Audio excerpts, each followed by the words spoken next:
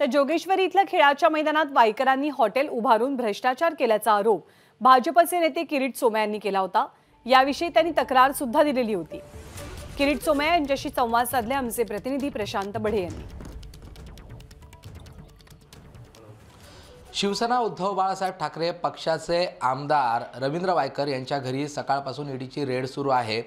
एका कथित भूखंड घोटाळ्याप्रकरणी भाजपचे नेते किरीट सोमय्या यांनी या संदर्भात तक्रार केलेली होती आणि अखेर आता ईडीने कारवाई सुरू केलेली आहे। माझ्याबरोबर किरीट सोमय्या आहेत।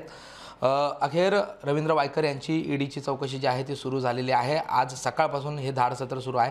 नेमका हा घोटाळा काय होता, कितीचा घोटाळा होता, कुठपर्यंत याची तार जोडलेली आहे?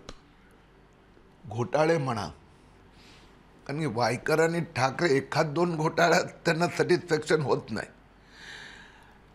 रवींद्र वायकर आणि उद्धव ठाकरे यांचा हा संयुक्त घोटाळा आहे, कारण की दोघे पार्टनर पण आहेत। 19 बंगले कोरलई अलिबाग त्यात दोघे पार्टनर आहेत।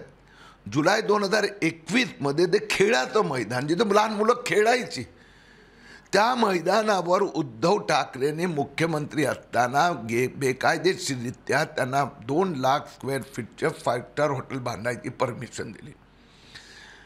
आम्ही आवाज उठवल्या तर फाईल दाबण्यात आली। शिंदे सरकार आल्यानंतर चौकशी पुन्हा एकदा सुरू झाली, पोलीस कंप्लेंट झाली आणि चौकशी ते बाहेर आलं की वायकरनी फोर्जरी केली। खोट्या पद्धतीने उद्धव ठाकरे आणि इक्बाल चहलनी 5 स्टार हॉटेल बांधायला परवानगी दिली।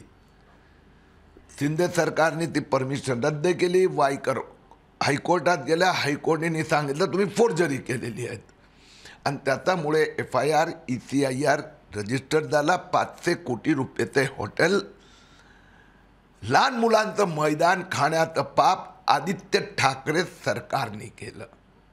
या सगळ्या प्रकरणी आता वायकरांना अटक होऊ शकते का, किंवा मग तांत्रिक प्रक्रिया पुढची काय असेल आणि आणखीन बाकी काही नेते यामध्ये आणखीन आहेत का असं तुम्हाला वाटतं? वास्तविकरित्या इकॉनॉमिक ऑफेन्स विंग पोलिसनी गुन्हा दाखल केला आहे, त्यांनाही ही चौकशी करायची आहे, तेही करतात, ईडी करतात।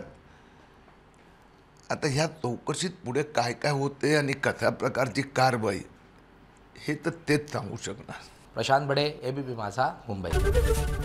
ABP माझा, उघडा डोळे बघा नीट।